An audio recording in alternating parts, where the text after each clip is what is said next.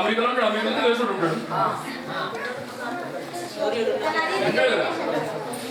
సూర్యుడు అంటే ఏంటి? వెలుగు. వెలుగు ఎక్కడి నుంచి వస్తుంది? జ్ఞానం నుంచి వస్తుంది, నాలెడ్జ్ నుంచి వస్తుంది. దాన్ని బట్టి మనకి ఇంకా ఫ్యాన్ తిరుగుతుంది. సూర్యుడు ఇక్కడ వచ్చిన నీళ్ళు వస్తుంది తెలియదు, ఎండ తిరుగుతుంది వస్తుంది, గాలి తిరుగుతుంది, దాని కూడా వస్తుంది.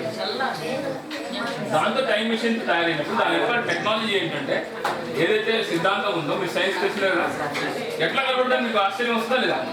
ఇవాళ జరిగింది 5,000 సంవత్సరాల తర్వాత నేను ఎట్లా చూడగలని ఆశ్చర్యం వస్తుందా లేదా? ఉందా? అదే ఏమి కనపడదని చెప్పి దీంట్లో గాలి ఉన్నది అని కనపడలేదు కదా. అదేవిధంగా సైన్స్ ఏం చెప్తుందంటే every action has equal and opposite reaction. బాగా చేసినాం కదా, మనం ఏదైతే యాక్షన్ చేసినాం దాని రియాక్షన్ వస్తుందా? ప్లస్ అదే energy neither be created not be destroyed, it can change the forms. And reflection పొజిషన్లో నేను మీకు ఎట్లా కనబడుతుంది, మీరు నాకు ఎట్లా కనబడుతున్నారు? మీలో వెలుగు వచ్చి నాకు రిఫ్లెక్షన్ వచ్చినందుకు నాకు కనబడుతుంది, నా మీద వచ్చి మీ దగ్గర రిఫ్లెక్షన్ వచ్చినందుకు వస్తున్నప్పుడు ఏమైంది? ఈ వెలుగు ఉన్నట్టు అర్థంలో మీరు వచ్చినట్టే కదా. రెండు కలిగితే ఏమైంది? ఇంకోటి రెండోది ఏంటంటే మనం రెండు వస్తువులు ఒకేలాగా ఉండదు ఏది, సో డిఫరెంట్ డిఫరెంట్ ఫ్రీక్వెన్సీ వచ్చినట్టే కదా. అర్థమైందా? ఇప్పుడు టీవీలో ప్రోగ్రామ్ వస్తుంది, ఒకసారి టెలికాస్ట్ ఎన్ని చోట్ల ప్రోగ్రామ్ ఎట్లా వస్తుంది? అదేవిధంగా ఇది ఇప్పుడు జరిగేది ఏదైతుందో ఇది మనం ఏదైతే మాట్లాడుకుంటున్నామో ఇది ఒక ఎనర్జీ రూపంలో వెళ్తుంది బయటికి. ఎనర్జీ లేకుండా ఏది వెళ్ళదు. నేను మాట్లాడుతున్న శబ్దాలు ఏదో వర్క్లో మాట్లాడుతున్నామో, మైక్లో మాట్లాడుతున్నా, ఇది ఎక్కడ మాట్లాడినా కూడా ఇది ఒక వేవ్ లెంగ్త్లో వెళ్ళిపోతుంది, సౌండ్ వేవ్స్.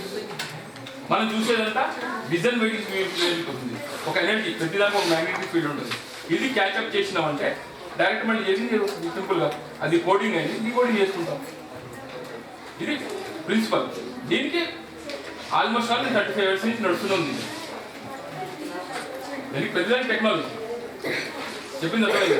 దాని గురించి మనకు రావాలంటే ఏం చేయాలి? శ్రమించాలి. శ్రమించకపోతే కదా.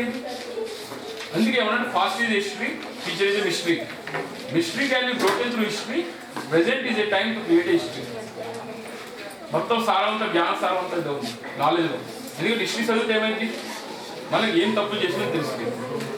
మిస్టరీని బ్రేక్ చేయొచ్చు. అది బ్రేక్ చేసినది ఏమైంది? మన ప్రెజెంట్ మళ్ళీ హిస్టరీ క్రియేట్ చేస్తుంది. నాలెడ్జ్ అర్థమైంది కదా ఏమన్నది? ఇంకేమైనా డౌట్స్ ఉంటే మీరు చెప్పండి. అసలు ఏంటి